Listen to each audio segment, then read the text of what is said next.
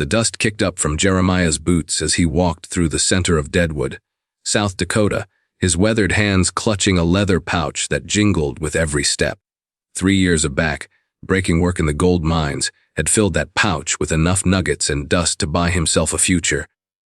But as he looked around at the bustling town, filled with families and children running between the wooden buildings, he realized he had no idea what that future should look like. At 42 years old, Jeremiah Hawthorne had spent most of his life alone. Born to a mother who died in childbirth and raised by a father who saw him as nothing more than an extra pair of hands for the farm, he had learned early that affection was a luxury he couldn't afford. When his father died, Jeremiah sold the failing farm and headed west, chasing rumors of gold in the Black Hills. He found it too, more than most men ever dreamed of finding, but wealth had a way of making loneliness echo louder in a man's chest. The morning sun cast long shadows across the dirt streets as Jeremiah made his way toward the commotion he could hear gathering near the town square. His boots, worn thin from years of trudging through mountain streams and rocky terrain, carried him forward with a purpose he didn't yet understand. The weight of the gold in his pouch seemed heavier today, not because of its mass, but because of what it represented. All those years of solitary labor, of sleeping alone under the stars, of eating cold beans from a can while other men went home to warm suppers and loving families.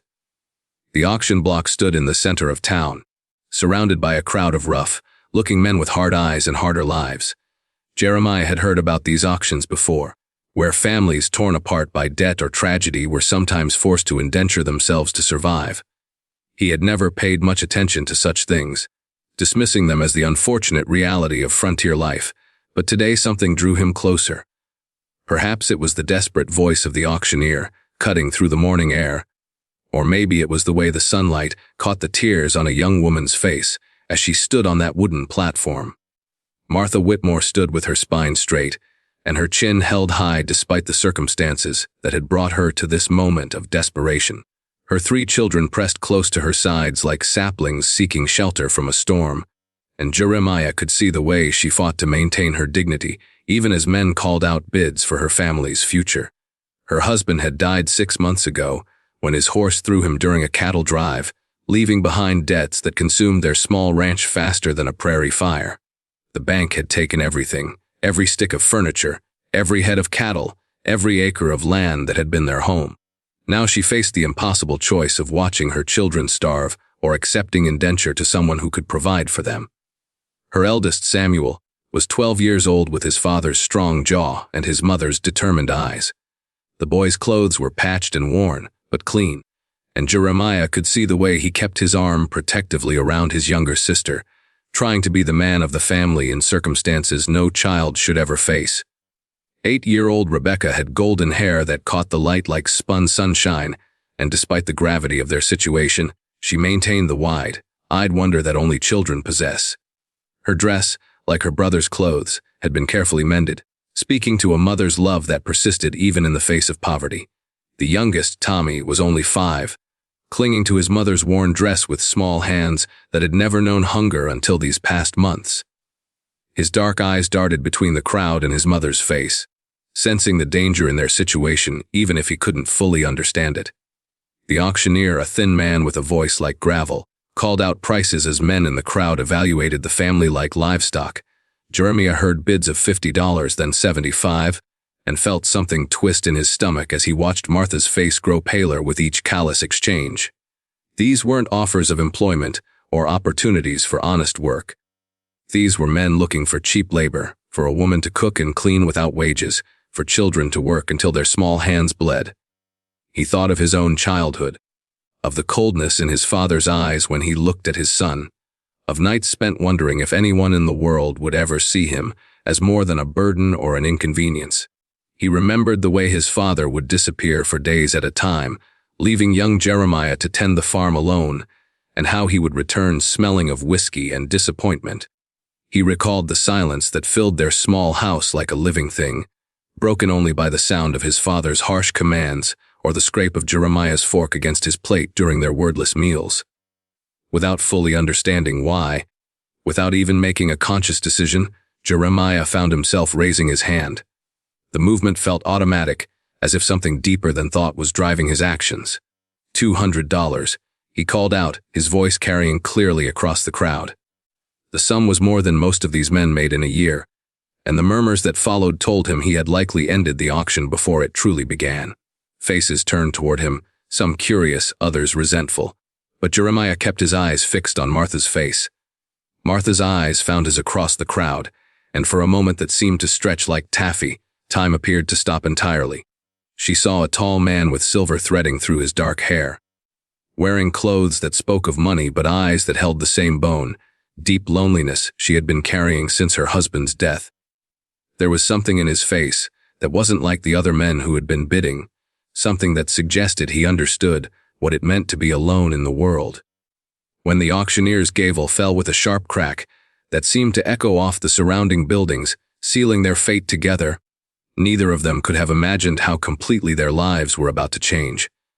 The paperwork was handled quickly, with Martha signing documents that made her and her children indentured to Jeremiah for a period of 5 years. As they walked away from the auction block, Martha carrying a small bundle that contained everything they owned in the world, Jeremiah found himself wondering what exactly he had just done. He had never owned so much as a dog, and now he was responsible for 4 human lives. The first weeks were awkward beyond measure, filled with stilted conversations and careful politeness that felt more burdensome than the hard work of gold mining had ever been. Jeremiah had purchased a small ranch on the outskirts of town, complete with a modest house and enough land to run cattle. The previous owner had moved on to California, leaving behind sturdy buildings and good grazing land that Jeremiah had bought sight unseen simply because he needed somewhere to go that wasn't a mining camp or a hotel room. He had envisioned a quiet life, maybe hiring Martha as a housekeeper while her children helped with ranch work. The arrangement would be mutually beneficial, he told himself.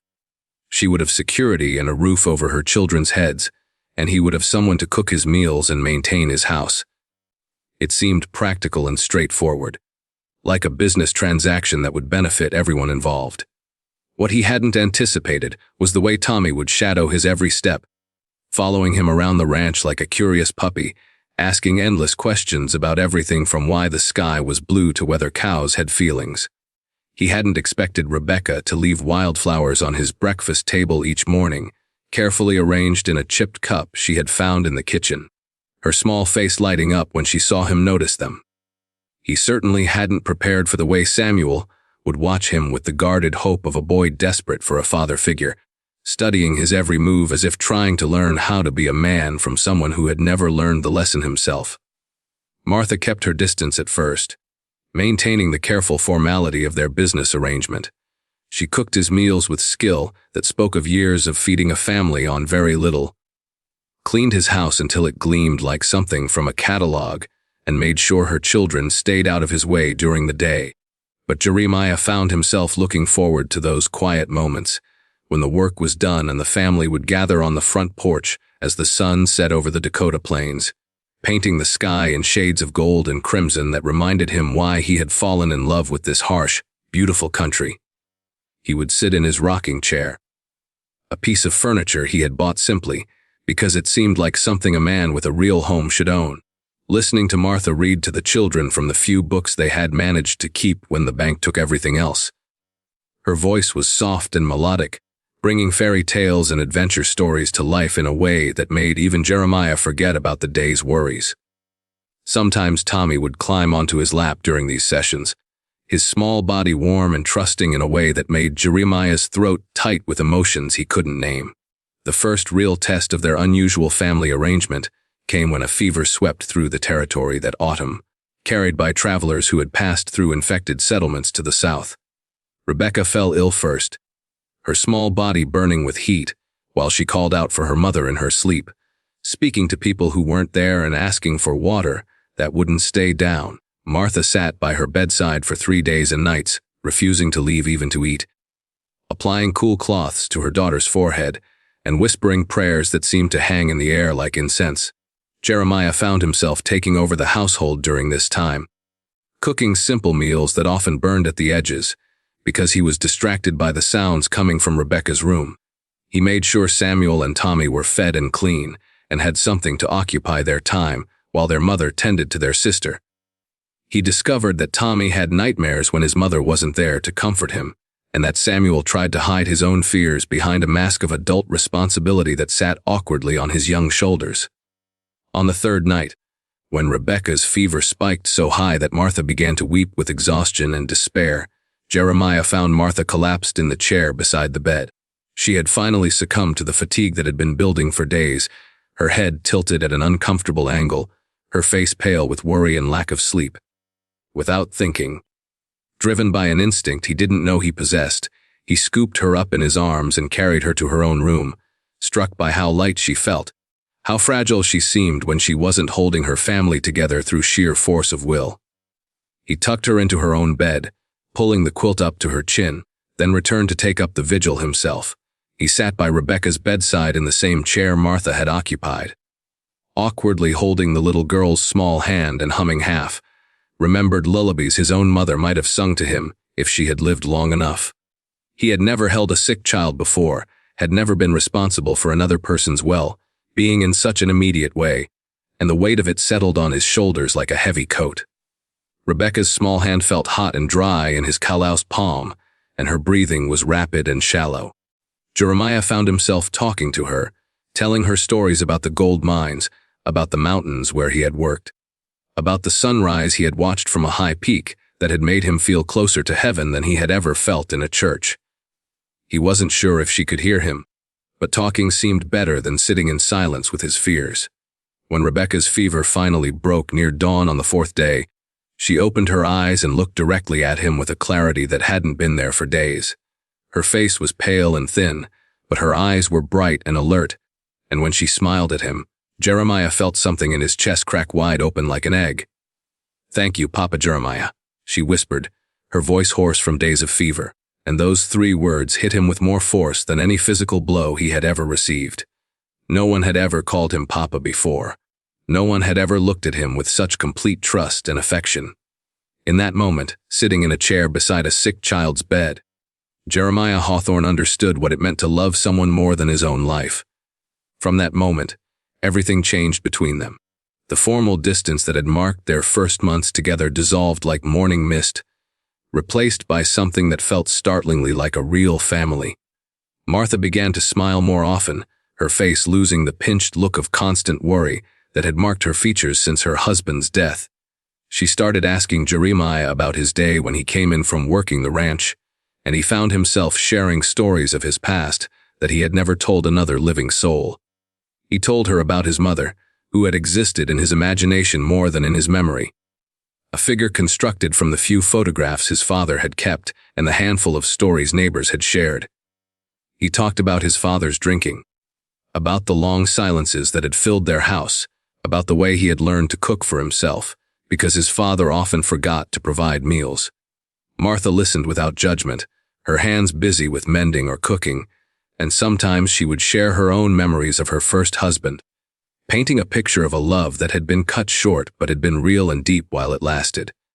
Samuel started asking him about ranching and mining, eager to learn from a man who had made something of himself despite starting with nothing. Jeremiah discovered that he enjoyed teaching, that there was satisfaction in watching the boy's face light up when he mastered a new skill or understood a concept that had been puzzling him. They worked together repairing fences and tending the small herd of cattle Jeremiah had purchased, and Jeremiah found himself seeing the ranch through Samuel's eyes, recognizing it as something more than just property. It was a home, a legacy, something that could be passed down through generations. Tommy claimed the spot on Jeremiah's lap during evening stories, his small body fitting perfectly against Jeremiah's chest, and Jeremiah discovered that he had a talent for spinning tales that could make a 5-year-old forget about his troubles.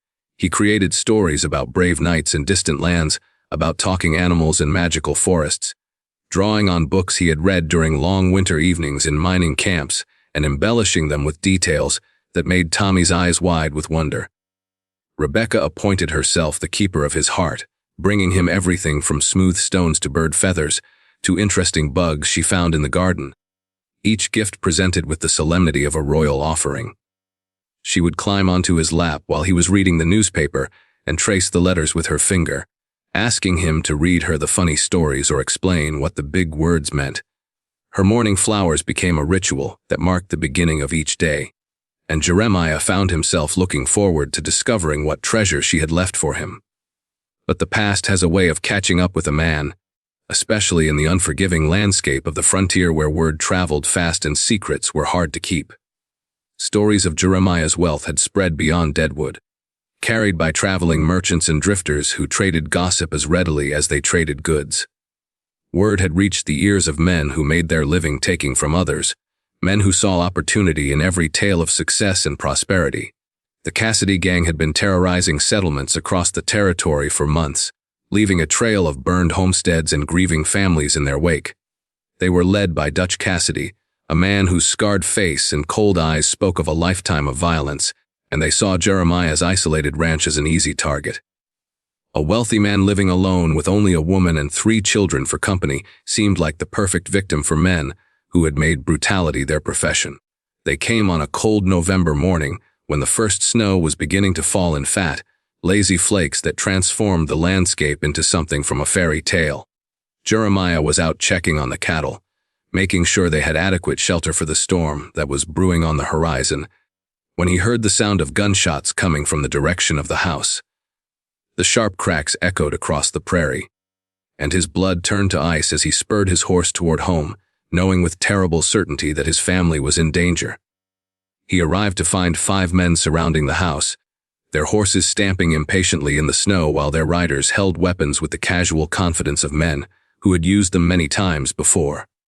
The leader, Dutch Cassidy himself, stood on the front porch holding a gun to Martha's head, while Samuel stood protectively in front of his younger siblings, his young face set in lines of determination that reminded Jeremiah painfully of Martha's own stubborn courage. Rebecca and Tommy huddled behind their older brother, their faces white with terror, but their eyes fixed on Samuel as if he were their shield against the evil that had invaded their safe haven. Martha's hands were bound behind her back, but her head was held high, and Jeremiah could see that she was trying to communicate something to the children with her eyes, some message of love or instruction that might help them survive what was coming. Dutch smiled when he saw Jeremiah approach, the expression transforming his face into something that belonged in nightmares rather than the waking world. His coat was stained with old blood, and his hands moved over his weapons with the practiced ease of a man who killed without conscience or remorse.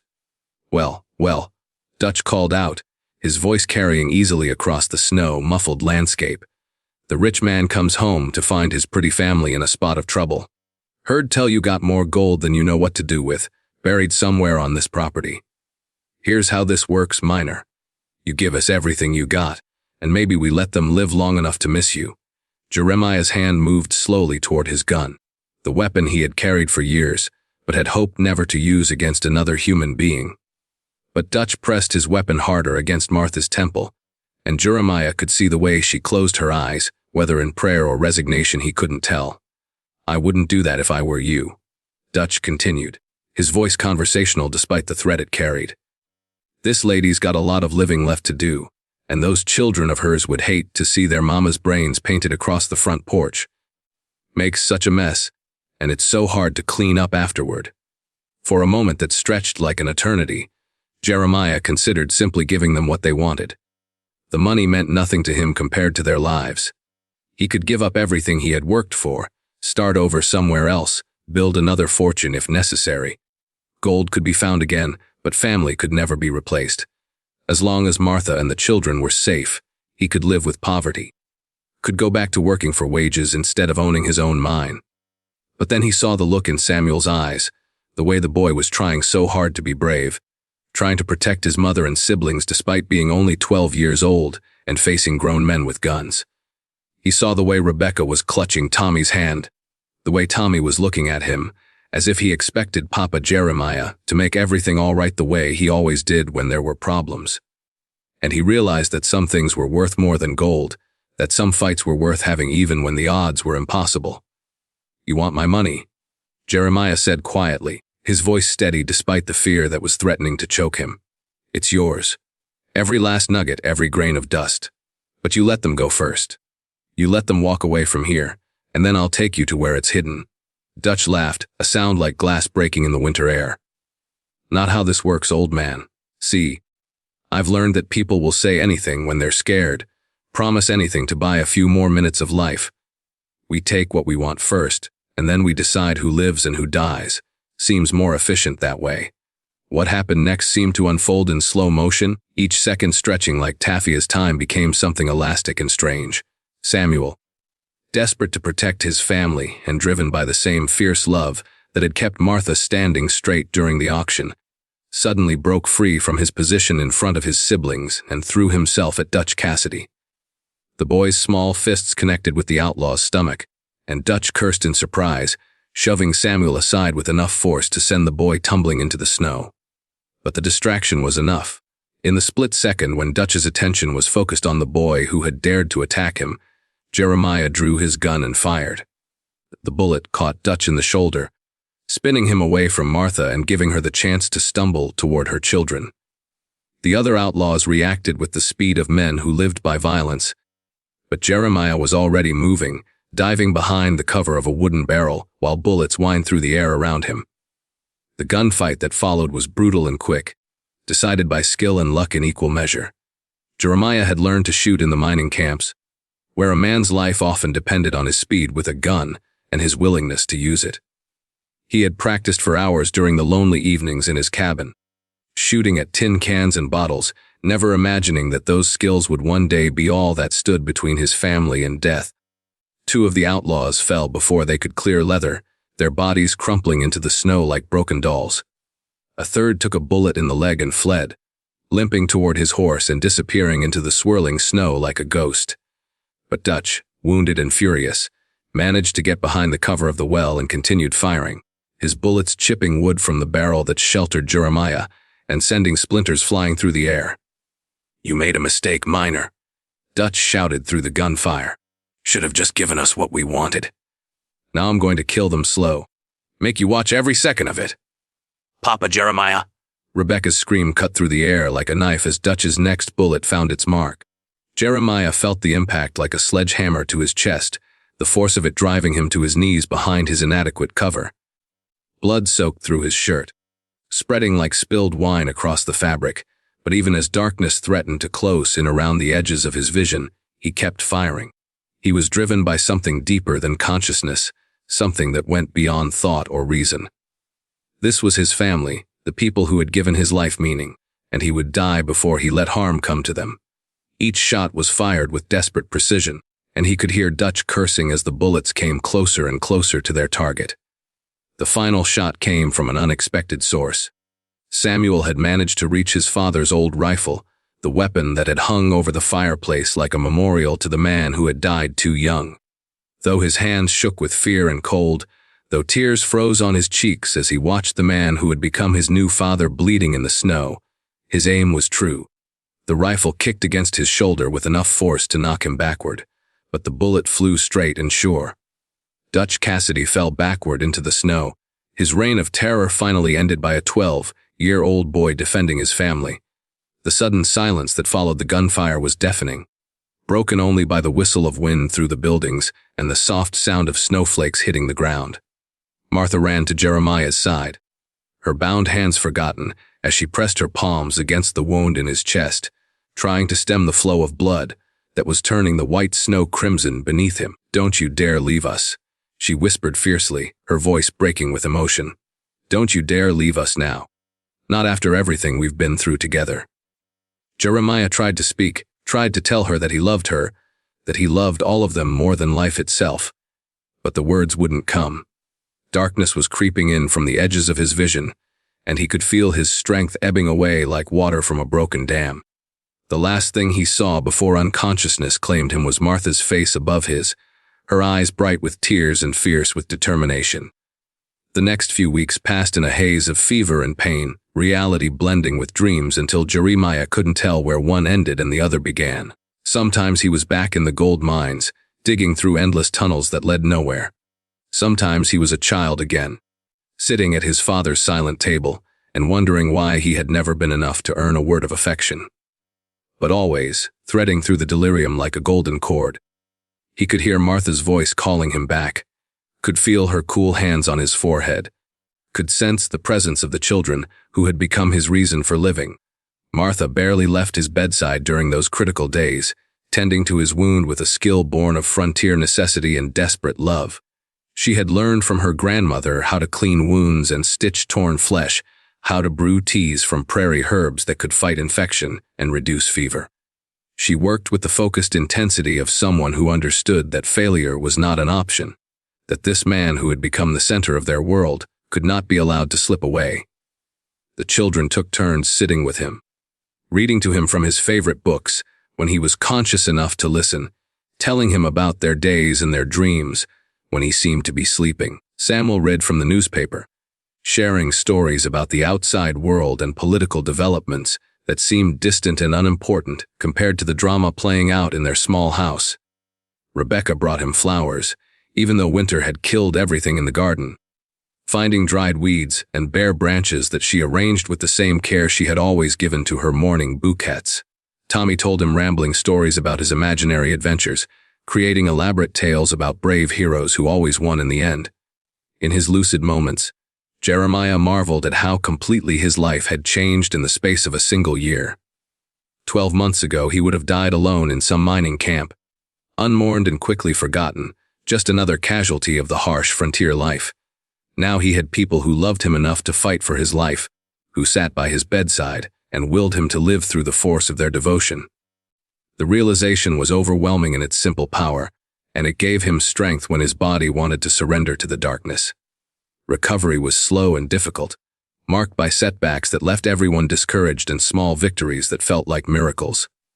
The bullet had done significant damage, nicking his lung and cracking a rib, and there were days when Jeremiah wondered if he would ever be strong enough to work the ranch again. The simple act of sitting up left him breathless and dizzy, and walking to the window seemed like climbing a mountain. But gradually, with Martha's constant care and the children's unwavering faith in his recovery, he began to heal. His strength returned in small increments, and the day he was able to walk to the front porch and sit in his rocking chair felt like a triumph worth celebrating. The children gathered around him, chattering about everything that had happened while he was sick, and Martha sat beside him with her sewing, her face peaceful in a way he had never seen before. Spring arrived with a burst of wildflowers and new life, transforming the prairie into a carpet of color that seemed to celebrate the family's survival. Jeremiah found himself able to do light work around the ranch, and though he tired easily, he felt stronger every day. Samuel had grown tremendously over the winter, taking on responsibilities far beyond his years, and Jeremiah felt a fierce pride in the boy's development. The crisis had forged something unbreakable between them, a bond that went deeper than blood.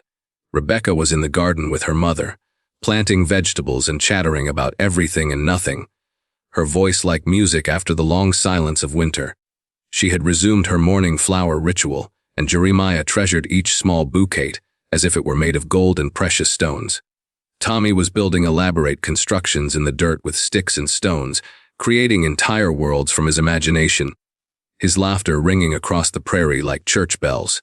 One evening, as they sat together on the front porch watching the sun set over their land, Martha spoke the words that had been building between them for months. "You know," she said, settling into the chair beside him, "I never thanked you properly for what you did for us." Jeremiah shook his head, struck by the absurdity of her gratitude. "You don't owe me thanks for anything. If anyone should be grateful, it's me. You saved my life long before that gunfight ever happened. You saved our lives," she insisted, her voice soft but firm. "You saved mine first," he replied quietly, reaching for her hand. "That day at the auction, I was dying inside.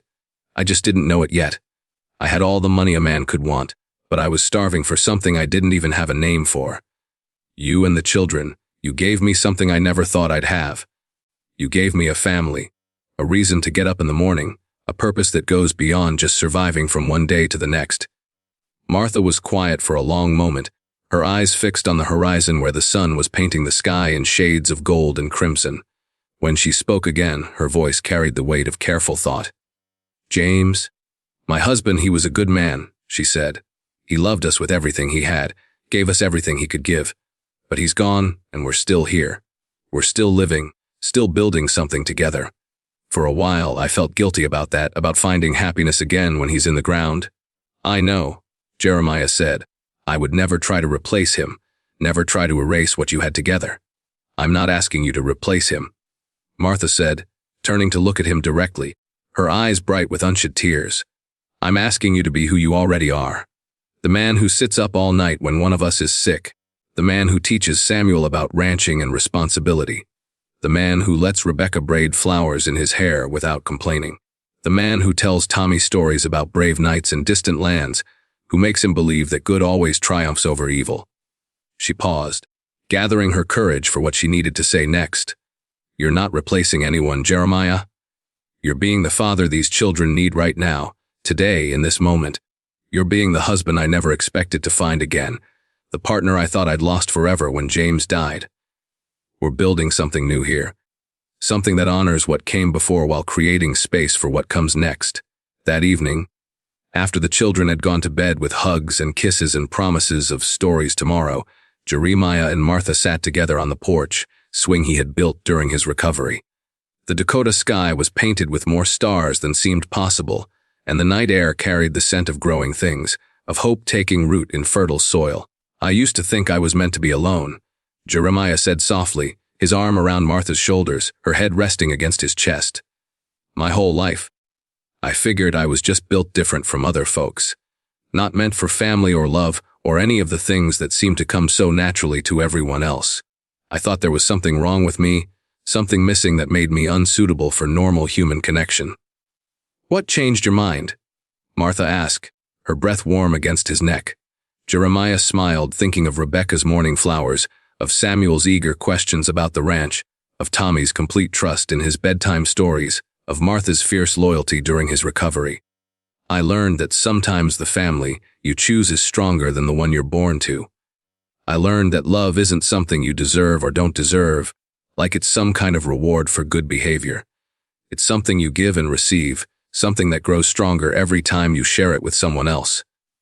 He paused, looking out over the land they had defended together, the home they had built from the ashes of their separate losses. "I learned that being alone isn't the same as being independent, and that needing people doesn't make you weak. It makes you human. All those years I spent by myself. I thought I was being strong, but really I was just being afraid. Afraid of being hurt, afraid of being rejected, afraid of caring about someone who might leave me." Martha lifted her head to look at him, her eyes reflecting the starlight. "And now I know that the risk is worth it," Jeremiah said simply. "Even if everything ended tomorrow, even if I lost all of this, it would still be worth it for the time we've had together. You can't protect yourself from loss by avoiding love. You just end up losing everything anyway, one day at a time, until you look around and realize you've spent your whole life hiding from the only thing that makes life worth living." 2 years later, Jeremiah stood in the same spot where he had first seen Martha and her children on the auction block, but everything about the moment was different. The wooden platform had been decorated with flowers and ribbons, transformed from a place of desperation into a place of celebration.